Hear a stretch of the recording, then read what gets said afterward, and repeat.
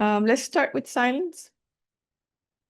Let's start with silence so that we can be present, fully present, and we can use our breath, observing our breath to calm the mind and inviting the mind to reside in the body for the extent of our class, because oftentimes our body is present, but our mind is not. So let's invite our mind to be present in the body with a few minutes of silence, observing our breath.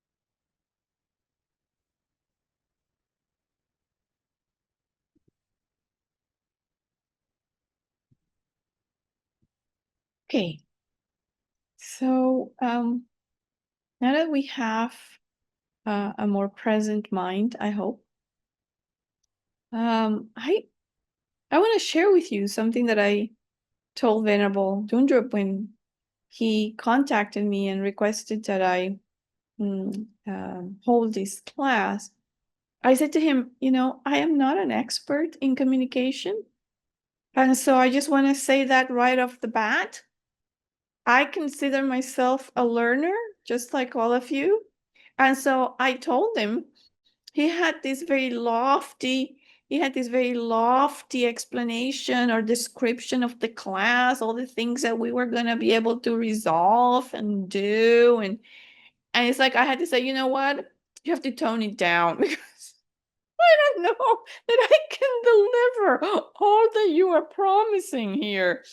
I'm just someone who also needs this information. And so from that point of view, I said to him, I will take on the challenge because I think it can be fun and because I need to learn this just as much. So this is a great opportunity for me.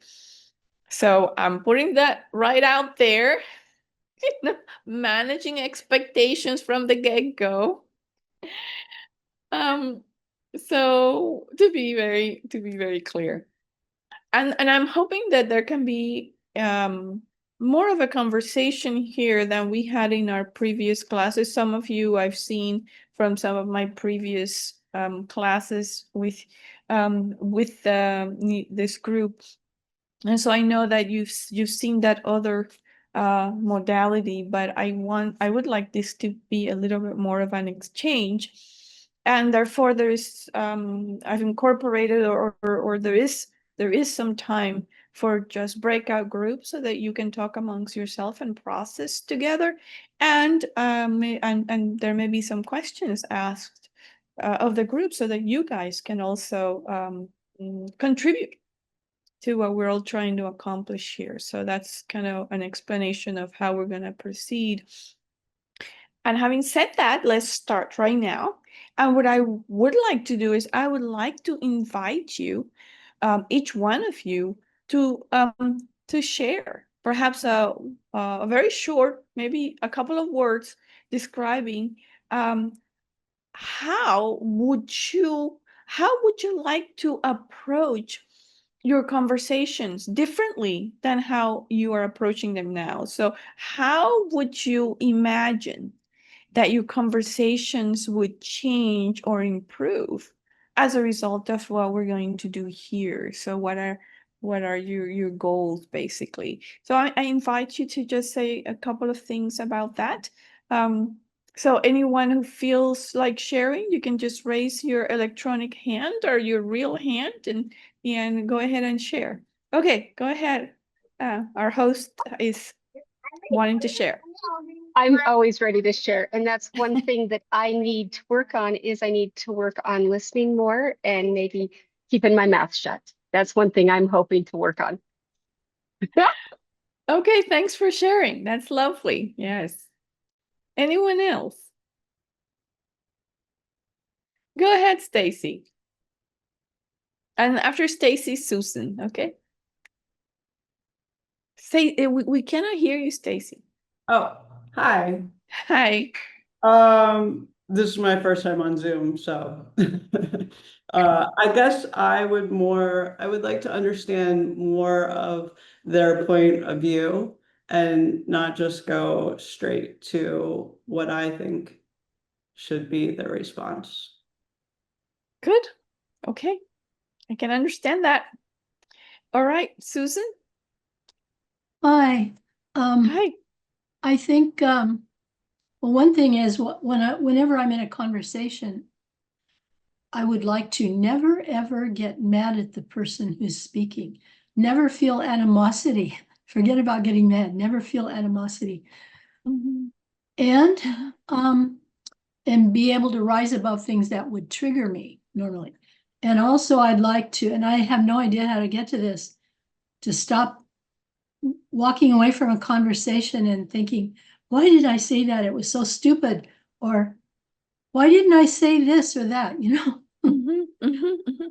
That's yeah. And I'm listening to all of you and I am nodding because I feel the same way. I mean, I'm registering these things that you are contributing, they are registering with me in terms of what I feel like I want to improve in my conversations, in my communication. Anybody else would like to share?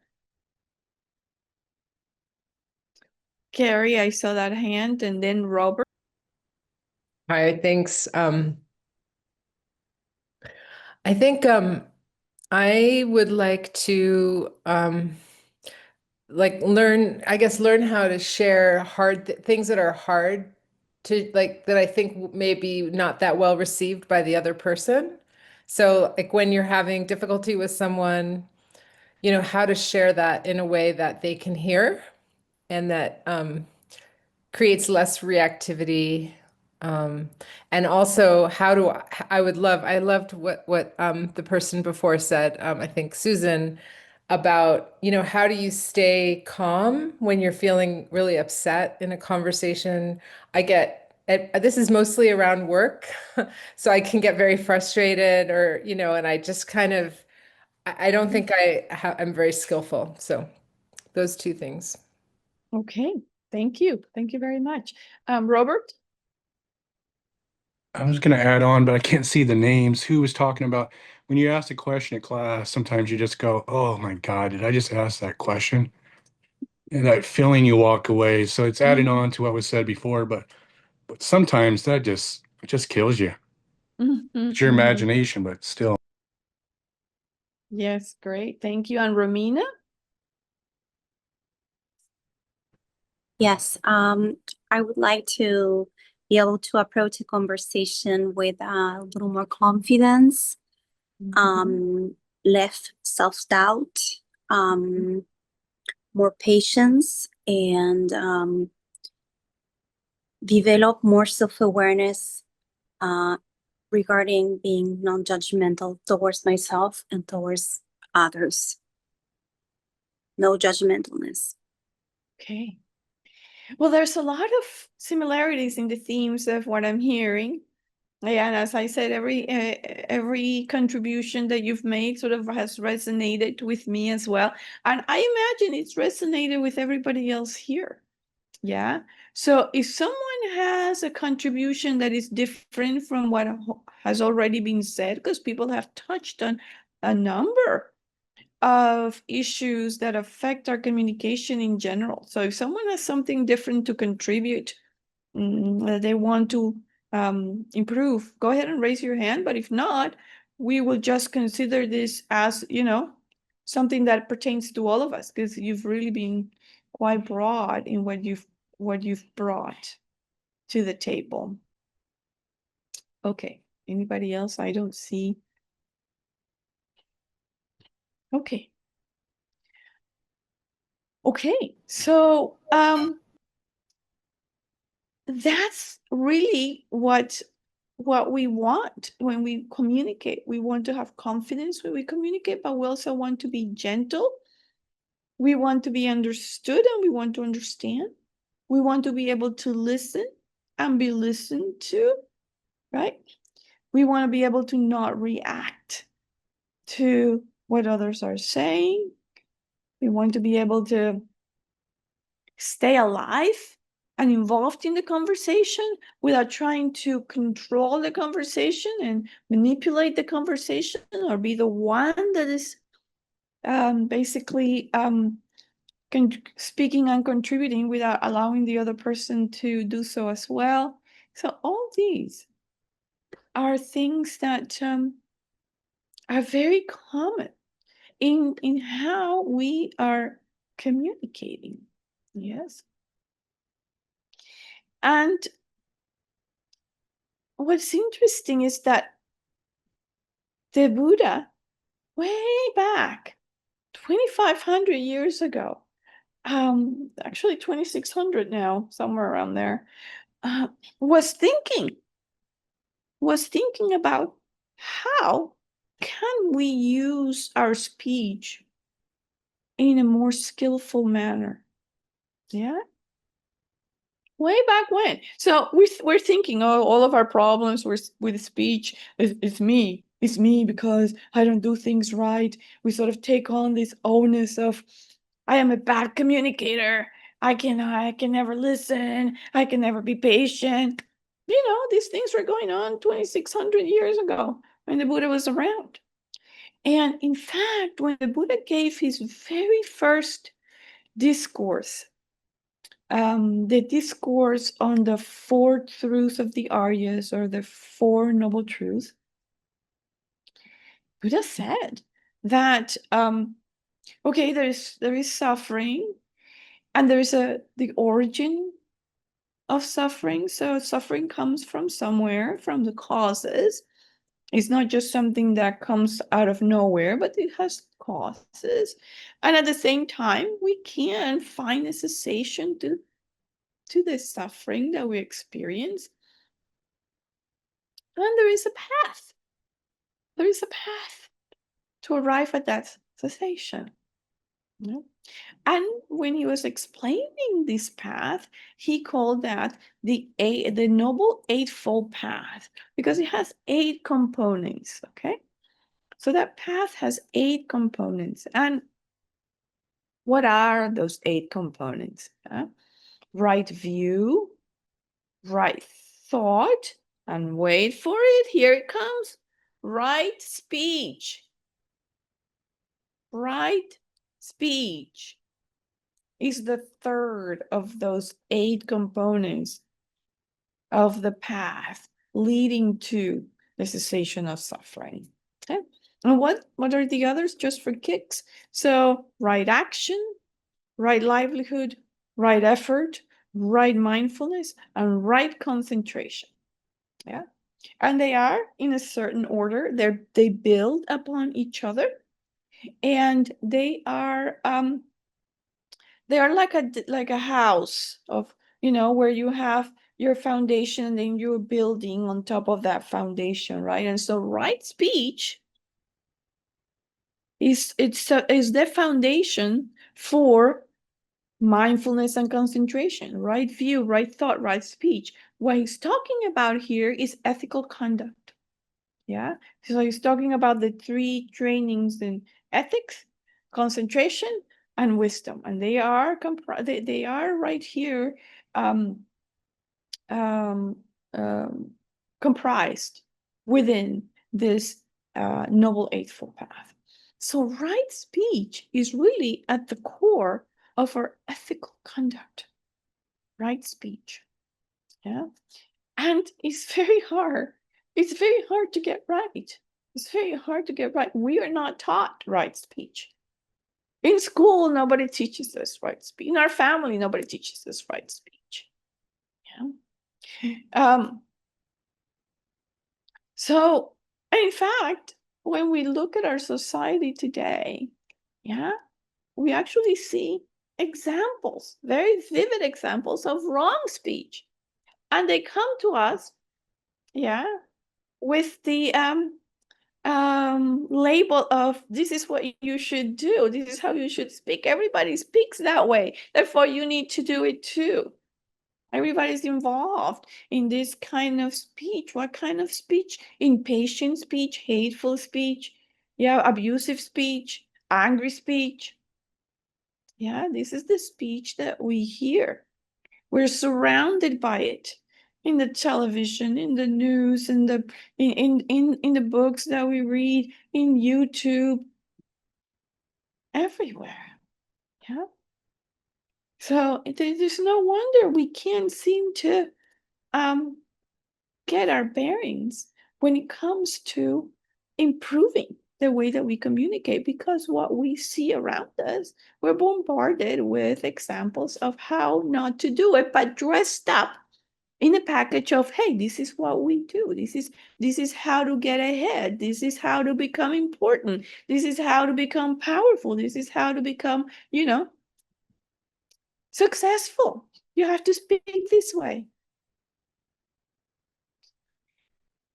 And then there is those of us who know, okay, we sense there is something wrong with the way we're communicating, but we can't get there because we don't quite have the tools for it. Yeah.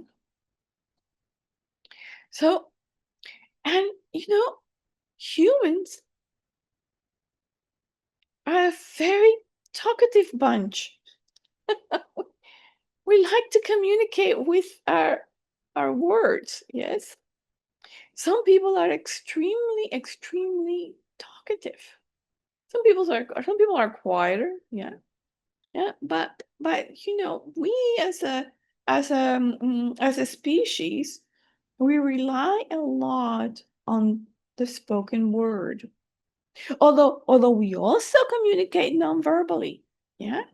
So when we're talking about communication, improving our communication, we cannot ignore our non-verbal cues, our non-verbal ways to communicate. So it is a package, but we try to ignore the non-verbal cues. But those are very important because we also give each other a lot of non-verbal cues.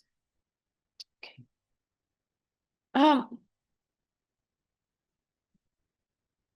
And what's interesting is that throughout the day, we have many different types of conversations. Yeah. Throughout the day, we may talk with our family. If we go to school, we may talk with our fellow students, to our teachers. When we're working, we talk with our colleagues. We speak to our bosses.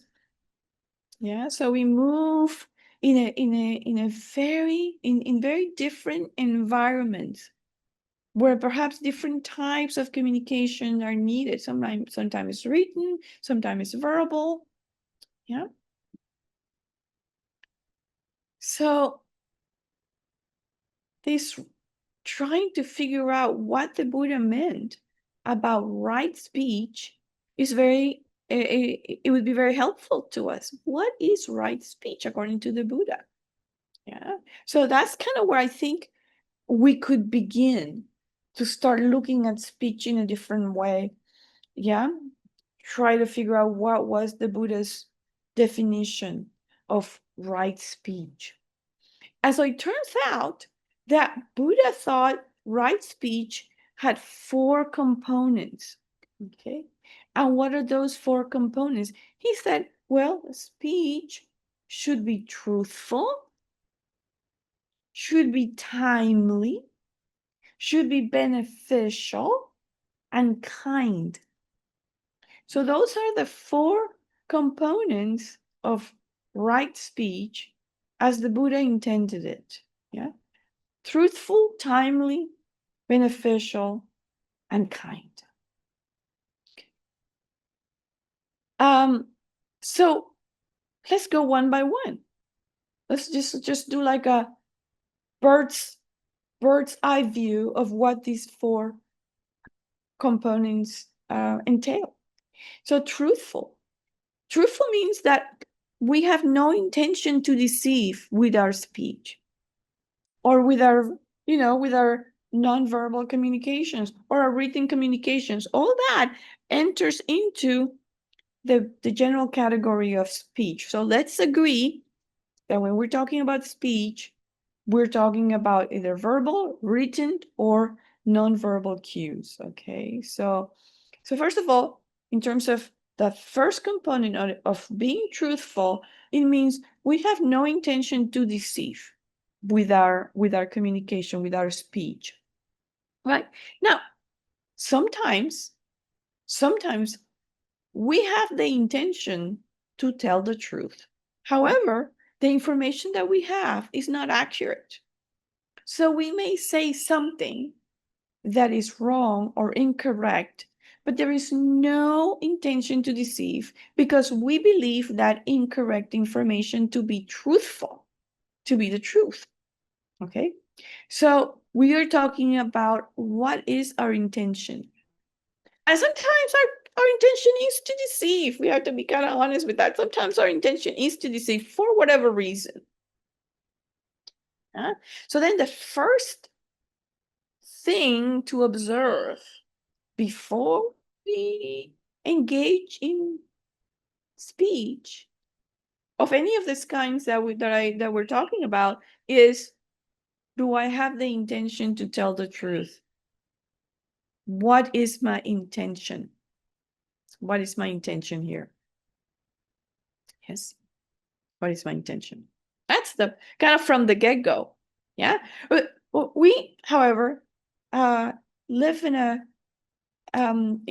society where we are so sped up in our daily living that we do not often take the time before we speak to sort of gather our thoughts and try to figure out, okay, what's my intention here? Yeah. So we need to start building a habit of, before we enter into any kind of an exchange, written word, verbal, with our gestures, what am I intending here? Do I have the intention to be truthful? Okay. Now comes the second component, timely. Timely. Yes. Once we know, okay, my intention is truthfulness. So then is what I am going to say timely. For example, if someone needs information about how to avoid danger, the right time to give that information is before they encounter the danger. If you're going to tell it to them after they've already met the danger, this is not timely, okay? It's not timely. If the dangerous situation has already manifested, and so what's the purpose? So it's not timely, right? Or let's say there's a storm, there's a tornado coming, there's a hurricane coming. The right time to share that information is before the hurricane gets to the city, not after. After you already know. Okay. So we have to judge what is the right time to say what we need to say. Maybe the person at that moment is not in a very receptive space. And what I'm going to say will actually lead to what some of you guys were talking about, is a very strained interaction. Maybe that person is going to get upset, and then I'm going to get upset simply because I chose the wrong time. And usually, it's going to be timely in terms of the person's timeliness for the person that we're going to communicate with. I'm also timely for me. Am I in a good space to talk about this? Are we both in a good space to talk about it? Do we have time? If it's going to be a long conversation, do we have time to engage in this long and difficult conversation? Are we in the right physical space to do that? Yes. So if we start evaluating this ahead of time, before we embark on our conversation, then we have more of a chances, more chances to avoid a difficult interaction or a negative interaction. Okay. So we have to check on this thing about being timely. So we have now the two components: truthfulness, timeliness. Timeliness. When is the right time for both of us? Or if it's more than two, for the group, okay? And is the person in a good space? When is the person in a good mental space, a good physical space to do this? Then we go to the third one, which is beneficial. Yeah. Is it what I'm going to say beneficial? Well, the Buddha had it very clear. If it's not beneficial, why am I going to say it? What's the point if it's not beneficial? Why am I going to spend my energy and time to say something that's not going to benefit anybody? That could even be harmful. It may be true, but it could be harmful. Yeah. So we need to evaluate that. Is what I'm going to say also beneficial, in addition to truthful and timely? Okay. Sometimes we tell the truth, yeah, with the intention of harming others. And then we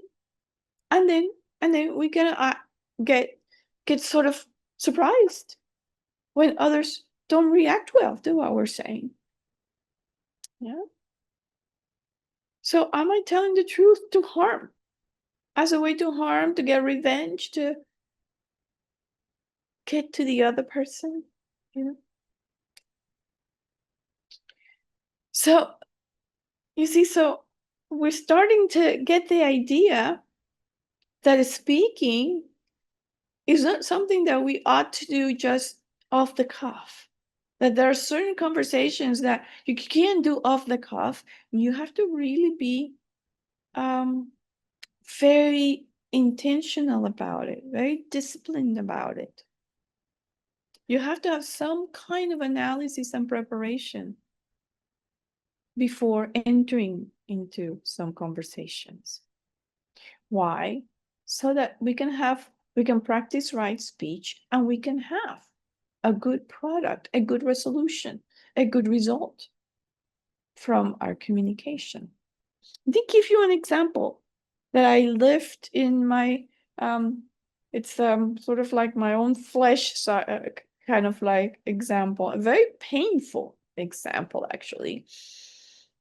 So I was a lay person, yeah, and I was going to a retreat, and I really wanted to go to that. It was a 3-week retreat, and I really wanted that space. I had a child, a teenage daughter, and I really needed my retreat, if you know what I mean. Any of you got teenage sons or daughters, you know, sometimes you just need to get away. So I was really looking forward to my 3-week retreat. And I really took advantage of the retreat. I left everything behind. You know, like I'm in this space. I have an objective. I'm going to just disconnect from that, from my work, from my home life, from my child. I'm going to disconnect and I'm going to do this work because this work is going to help me long term. And in long term, I will deal better with my all of my situations at home, at work, etc. So when I got back from those 3 weeks, of course, my child went to the airport. Well, she's she's a teenager, so she's driving, right? When she comes, picks me up at the airport. And the first thing she asks, like every child, is, Mom, did you miss me? And here I am, very rigidly saying, I'm going to tell the truth. I have to tell the truth here. And in fact, I had not. I had not missed her because I was doing so many other things in that retreat. And I blurted the word no. That's the worst thing you can tell your teenage daughter. Yeah. I think she still has not forgiven me for that.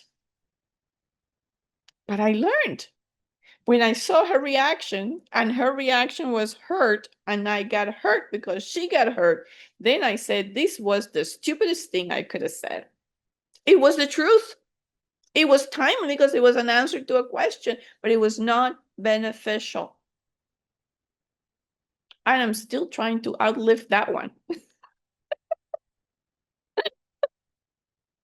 So, yes, so we have to, I could have answered that question in so many other ways that were still truthful.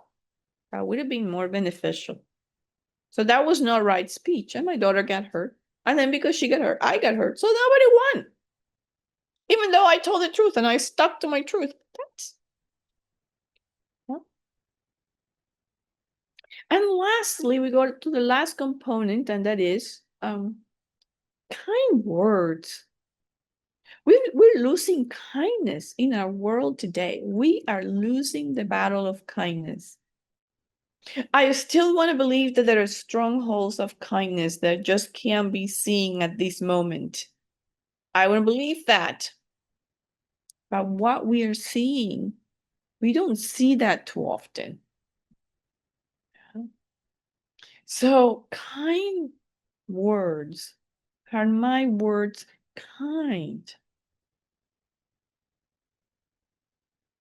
Even if I'm saying a hard truth that I deem to be beneficial, that I deem to be timely, can I do it kindly? Yeah.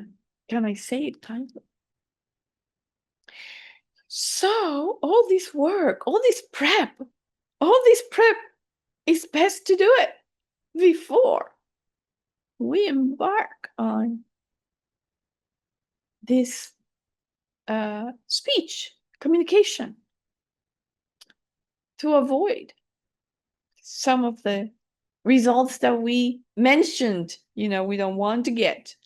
We don't want to keep on getting people exploding, people saying things, and then we get triggered, and then they get triggered, and then it goes downhill from there.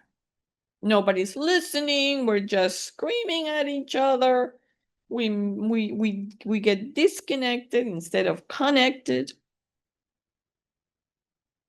Yeah. Now,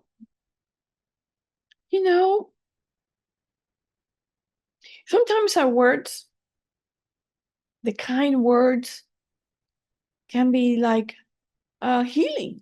We can use healing words. And sometimes our words are like weapons. We can use words like weapons, but we can also use them like a healing balm. Yes, a healing a healing balm that people can use to feel better. So it's our choice. Are we using cutting words as weapons and arrows and spears and machetes, or are we using words that bring peace and calm and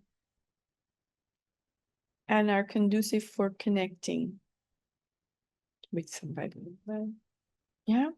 Now, if we find that we tend to use or to devolve into unkind words, yeah, then here we can choose to not be too judgmental about ourselves. Okay, we're all just trying to do better, and we don't have the tools. We haven't had the right tools to do better. So we ought to be also very non-judgmental about where we are and the times that we've gone wrong, the times where things have just gotten out of control. Yes. At the same time, we should encourage ourselves to keep trying to do better, encouraging to keep trying to do better. It's like when it comes to communication, we're like kids learning to crawl. And then after crawling, we had to learn to walk. And gee, we're going to take a lot of tumbles. We're going to take a lot of tumbles. But at some point with practice, we'll get better. With practice, we'll get better. Yeah.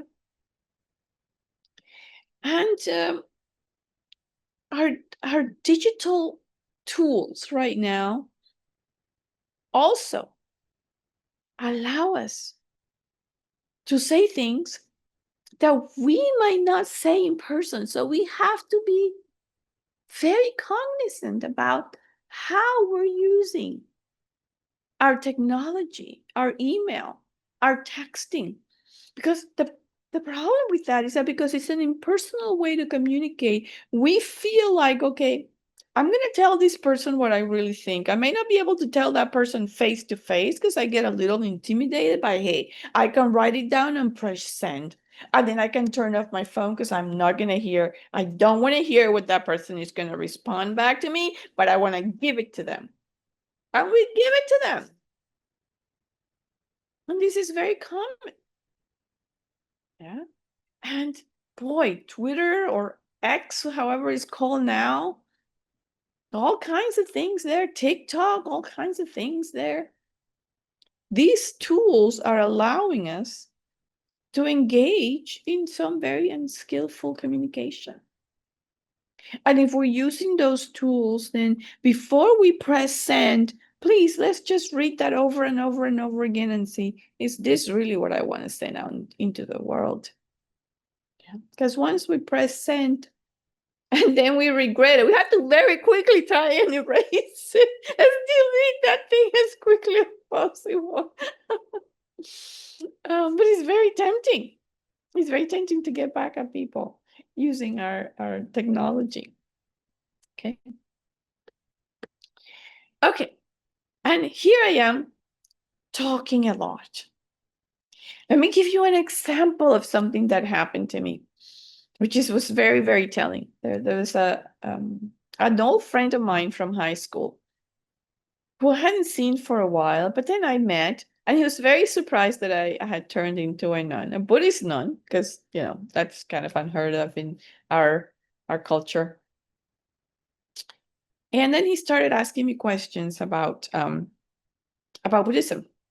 But I usually teach for 2 hours, and during those 2 hours, I don't stop speaking, right?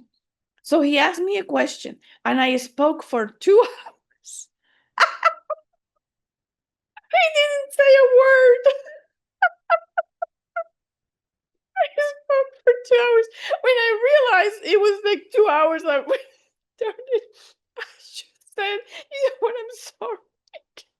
I'm sorry. I'm just used to doing that. Well, the friend has never asked me another question again. No surprise there. Okay. So anyway, I have 15 more minutes before we go into our exercises. So I'm gonna take those 15 minutes. And then I'm gonna give you the questions for your group discussion. But it's very hard. I mean, this is a fascinating topic, and it's very hard to kind of. I'm looking at my timeline here to see. Okay, did I touch on that? Do I only have 20 minutes to do this? I only have 10 minutes to do that. God, I'm blowing it. I'm just completely blowing the timeline. But okay, this is my learning. So here we are. So the Buddha also spoke about negativities that we have to watch out that we incur with our speech. And there are 4 negativities of speech that basically cause us to create negative karma, which is going to turn into suffering in the future.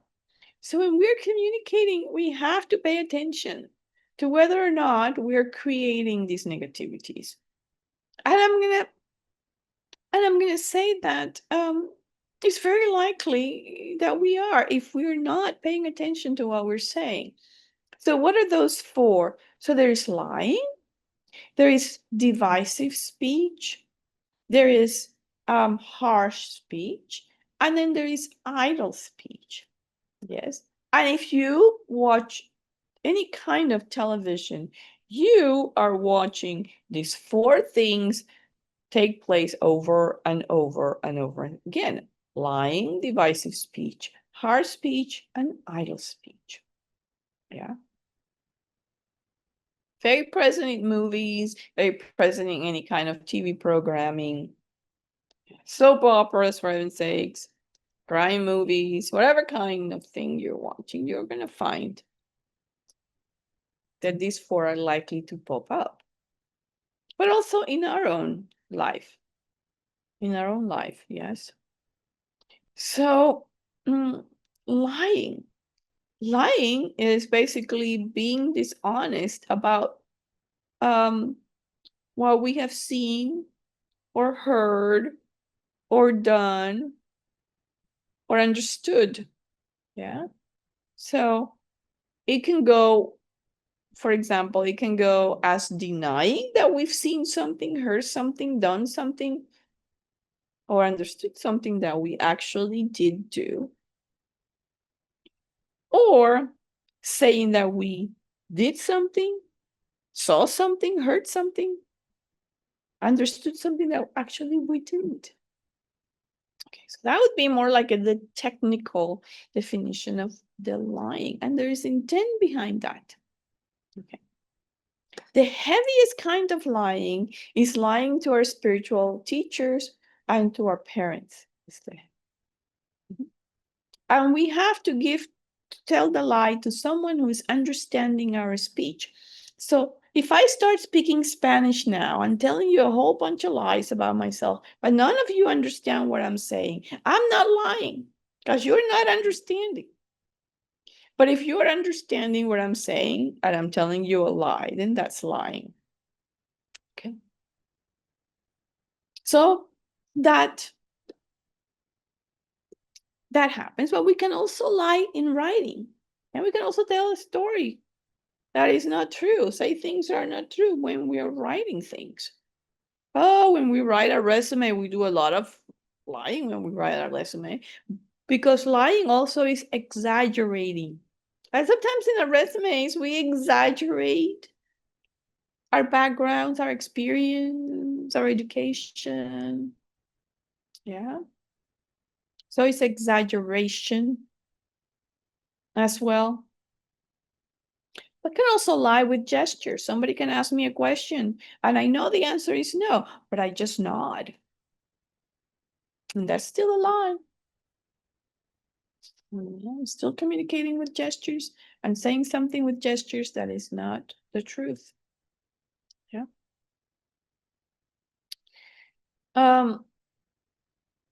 Sometimes people lie about spiritual attainments. This is happening a lot in YouTube. There's a lot of people in YouTube posing as exalted spiritual beings, trying to teach because they are posing as having spiritual attainments that they may not have.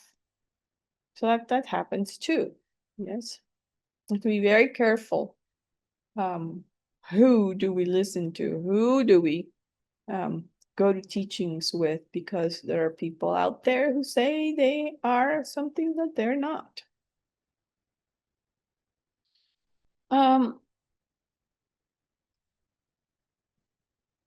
In terms of divisive speech, there's a lot of that going on as well. Excuse me, in the world. So how would that happen in our life? Well, maybe we want two people to our friends now to have a fight and not be friends anymore. Or this is a couple and we're interested in one of the members of that couple and we want to say, I'm gonna make them break up because I want to go out with one of them. Or maybe at work you are kind of interviewing for a promotion and you know there's another person who's interviewing for the promotion, so you go out and tell bad things about the possible future boss. They say, oh, that person did this, they didn't do that, they're a bad worker. And then you go to the other applicant and you say to them, that boss, he's horrible, there are all these bad stories about that, you don't want to work with them, you don't want to. So yeah, so any of these scenarios could happen. And basically what you're doing is you're feeding negativity to both of the parties in this friendship or relationship, so as to make them split up so that you can have some kind of benefit. Yes, so that's divisive speech. And what happens is that, we create this harmony. We create a lot of this harmony with our speech, and then people end up angry at each other. They may even end up hating each other based on what we're saying, what we're making up, all the stuff that we're stirring up. Yes. And then the people split up and then we benefit. Though it's said that the worst thing that we can do is make create a schism in the monastic community. Or we can also separate someone from their spiritual teacher. That's also very negative. Okay. So we want to be quite mindful about how we're using our speech. We don't want to engage in these types of speech. These are negative types of speech. The next one is harsh speech. Right? Sometimes we are very harsh. We abuse people with our words. We curse. We say all kinds of bad words. We call people names because we are out of control. We need to be aware of that too. And here the tone is important. Not just the words, but sometimes we have a tone. And here's what I have a big problem with my tone. I have a big problem with my tone. I get my tone changes completely. And then it comes across very, very harsh. I mean, I try to be assertive, but it actually comes aggressive, comes out as aggressive. And people get like, okay, how did that kind of tone come out of that little person? It's like, maybe that's the most disconcerting thing. How can this little person all of a sudden change into this whatever monster with her tone? So I've had a lot of problems trying to modify my tone. Yes, but it's very, very important that I do, because tone matters. The tone of voice matters, and it can make a big difference between being assertive and being aggressive and how people are perceiving what you're saying. Yes. And then people get hurt easily. If we are using, we may be saying something that is not so bad, but if we're using an aggressive tone, people are not going to want to hear us and they're going to get hurt. Mhm. So, lastly, is idle chatter, idle speech. And that's when we're not communicating anything of importance. We're not communicating anything of importance. We're just talking about soap operas. We're talking about the football game. I know some of you may like football. Yes, but or baseball. So, but every time you engage into talking about who's playing who and who won that game and just how many innings and what's the score, just keep in mind, you guys, this is idle speech. My problem is soccer. Yeah, I come from a culture where soccer is like, oh, you have the World Cup coming up, and when the World Cup is happening, it's so hard not to want to clue into what's happening. Who's winning? Okay, who advanced to the semis? Who's getting to the quarters? Please tell me how much, but this is all idle speech. And now, when we're looking at these 4 kinds of negative speech, then you can see how the Buddha's formula for right speech is the opposite of what these 4 are. Yeah. So now we have a connection. Oh, now I see why Buddha was thinking that this is right speech. Truthful, timely, beneficial, and kind, because those are going to counteract these 4 negative kind of speech of lying, divisive, harsh, and idle speech. So now we have an aha moment. Aha. Okay. Now is my time to stop talking. I fulfill my what's the word? My goal in terms of what I wanted to say. Now is your time to start talking, and I get to rest and drink some water. So here's what we're going to do. We have 14 people. So let's okay, but before we break into groups, I want to spend 5 minutes, and I want to hear from, let's say 5 minutes. Let's hear from 4 of you who really want to share, really are in the mood for sharing. And don't get embarrassed about talking a little bit, very, very briefly, about which type of wrong speech do you notice more in yourself. Hey, I share my stuff. So I am hoping you feel like sharing too, because when we share, we also learn a lot about ourselves. So, which type of wrong speech do you notice in yourself? That's one. And then how do you feel when you engage in that? Yeah, so try to make it briefly. Maybe we'll do just 4 people if there are that many who want to contribute, who want to share, but very briefly. And then we'll break into breakout groups. Okay?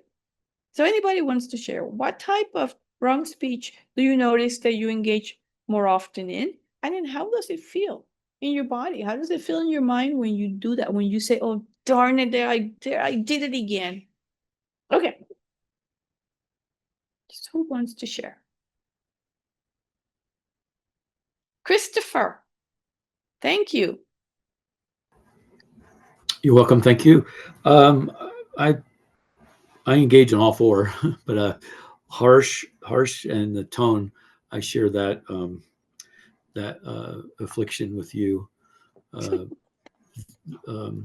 and usually I'm feeling overprotective of myself and defensive, and then I think I'm choosing the right words, but I'm not paying attention to the tone and my body language. And so usually afterwards, I have experienced, lots of remorse and shame. And then I usually, when I'm not, then I want to make amends or kind of make it better. And so then I'll get into kind of, it's not, I guess it could be one of them. I don't know which one. I guess it would be idle talk, because I'm kind of trying to, rectify what I did, and then I kind of chatter too much. I talk, instead of just owning it and being concise, I'll over talk, I guess. So would that be then moving into idle talk, trying to make up for something from the heart's talk? It's possible. It just depends on what you're saying. But Yeah. I totally relate to that. I totally relate to that picture. I engage in everything that you've talked about as well. Thank you for sharing that. I appreciate it. Thank you. Anyone else? Anyone else?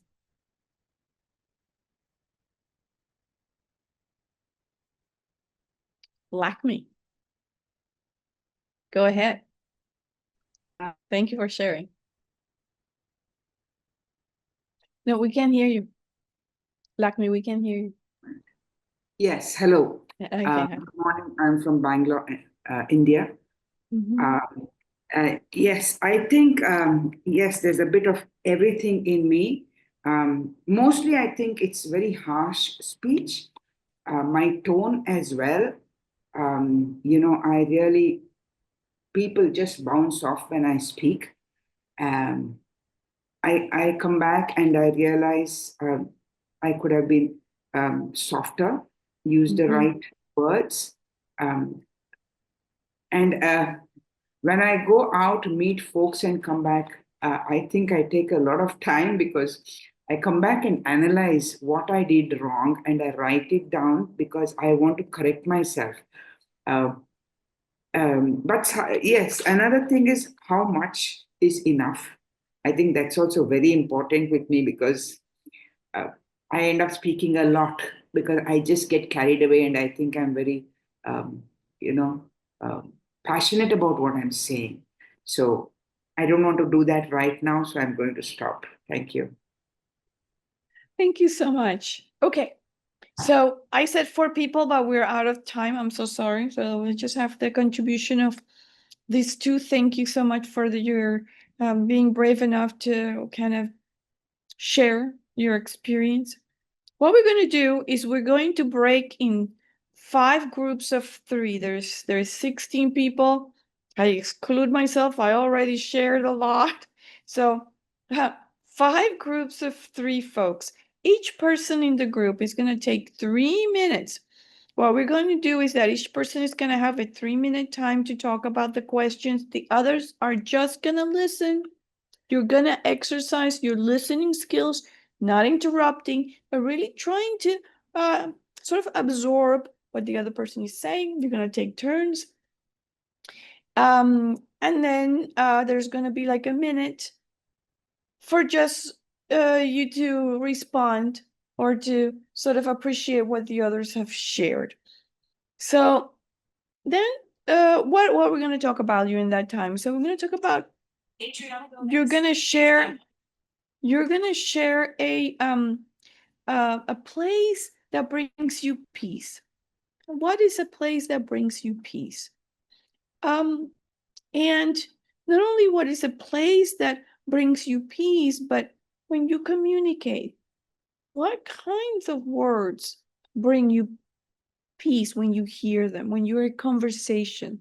What kind of words, what kind of interactions bring you peace? So each one's going to have a 3-minute time to share that. The others will listen, and then there'll be a 1 minute to just sort of have some kind of a feedback loop and comment and appreciate the sharing. Okay, host, please take us to those breakout groups. Thank you so much. So I hope you enjoyed that interaction. I did. It was very nice to sort of share with others and listen to what they're saying. And this is an example because we were listening to others. We were listening to try to absorb and understand really what they were trying to tell us. And then we were sharing from a good space. So here in this little micro moment, we were practicing the kind of interaction that we want to continue having. So, and I don't know about you, but I feel really good about it. I left that room with a good feeling about having listened and having been listened to. Okay. Openly, without judgment, without criticism, just with a discovery of receiving what this person is sharing. So that was very, very nourishing. Now we're going to practice some listening. Okay. For the next 15 minutes, we're going to practice some listening because we need to learn to focus on what other people are saying. Because sometimes, actually, most of the time, what we're focused on is our reaction to what other people are saying. Oh, this person is saying this, but oh, I'm receiving it in this and it's pushing my buttons, or I want to be able to tell her this. And so I don't want to forget that I need to tell her this or tell him this. And so I'm already focused on my own reaction and not really focused on receiving what the other person is saying. So let's practice listening. Okay. So for the next 5 minutes, wherever we are, let's focus on listening what's happening around us. For this 5 minutes, let's keep quiet, calm down. I'm going to stop talking and we're just going to listen to what's happening around us. Let's start.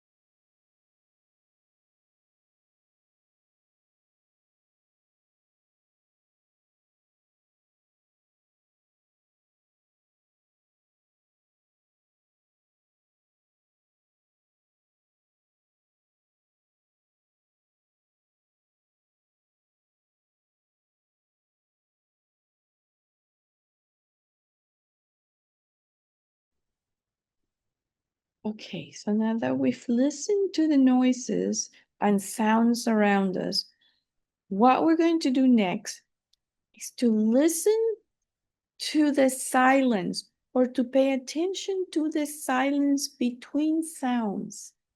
Okay, and let's notice how that's different for the next 5 minutes.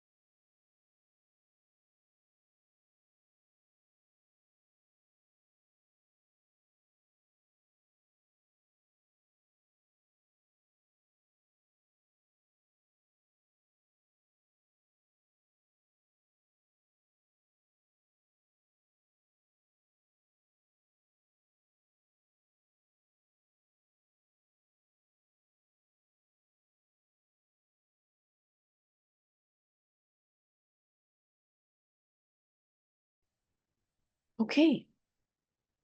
Would someone like to share a bit about how they felt listening to both the sound and the silence, and how that might help improve or affect your communications?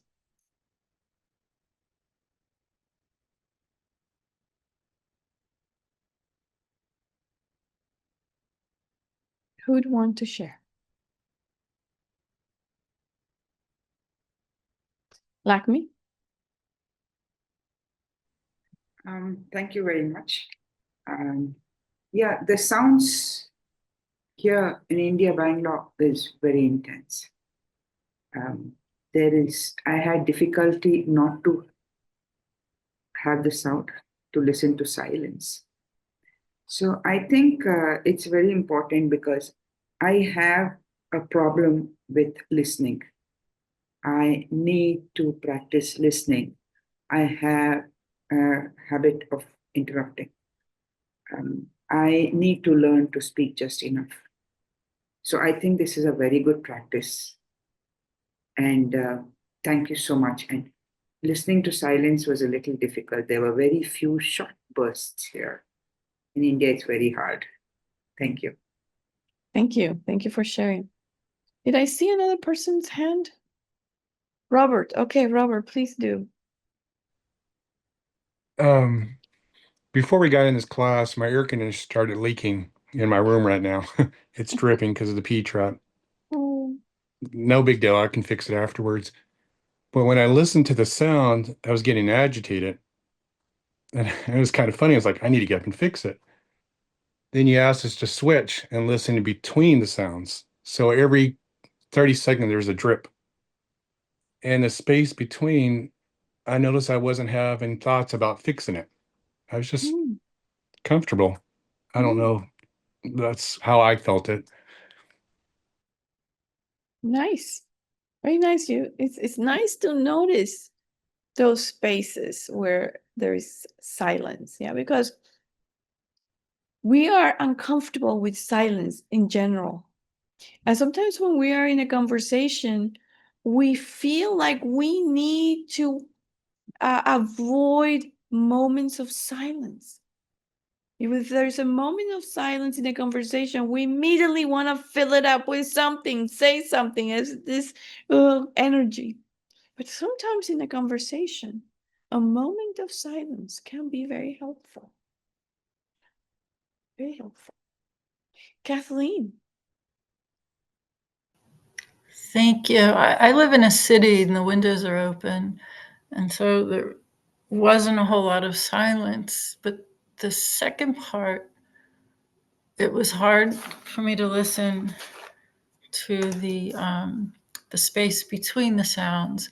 But what I found was I could hear one sound come in, the neighbor's TV, and then another sound would come in, a siren. And there was a little bit of a space between those sounds. And it reminded me of what happens when we're in conversation with multiple people. Mm-hmm. Nice observation. Thank you. Romina? Yes. So, interestingly, the first half I misunderstood the prompt. I thought I understood that we were going to listen to someone talking. So I was like in silence, not understanding what was happening and thinking, okay, ooh, there's so much silence. And it was such a stillness and silence. And I engaged and accepted that silence, and it was very peaceful. The second time, the second half, when it was explained what we were supposed to do, I understood that I did the opposite on the first half, and then I started judging myself. Then I noticed my judgment, and then I started trying to listen for silence, and all I could hear was the sound of the two fans that I have in my bedroom. Mm-hmm. And I started getting frustrated because I was having a hard time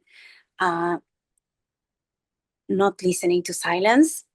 And then I accepted that, okay, this is the practice. And then I noticed all my thoughts and I was letting them pass kind of in an imaginary. Okay, thank you.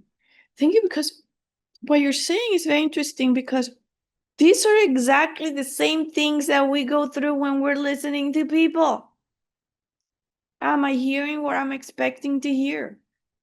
Am I understanding what they're saying? And am I judging myself or am I judging them in this interaction? Well, you're just saying everything that is happening in our mind, even as we're talking to others. So very good observation. Very good observation. Because these are habitual things.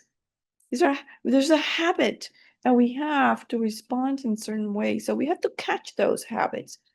And they happen even when we're, as you experience, doing things that may not entail talking to people, but we're still in that habit mode. Okay, so we're in our closing time, and what I would like to do is leave you with a homework. So for the next week, choose one conversation a day to practice listening. To practice listening and to noticing your reactions to what's being said or the sounds that you're hearing. Right? What is being said? What are your reactions? And trying to listen closely. One conversation a day. And then maybe you want to write this thing so that you keep a track of, oh, did I listen? Did I get distracted? Did I start thinking about what I did or will do? And did I react with self-judgment or judging others or criticizing the person? Or did I feel hurt? So just take a little time to jot it down so that you can look back and see, okay, this is what was happening in this interaction, and these are the things that I want to change. This is my habitual pattern. You can start to distinguish what those habitual patterns are. And then that will give you an opportunity to work on that. Okay. Thank you so much. I believe it's a 1 hour and 30-minute class, right? It's what I have in my schedule. I don't, I just want to make sure, because that's what I just, had time for. So anyway, thank you so much. Enjoy the rest of your evening. Practice during the week, and we'll see you next Sunday.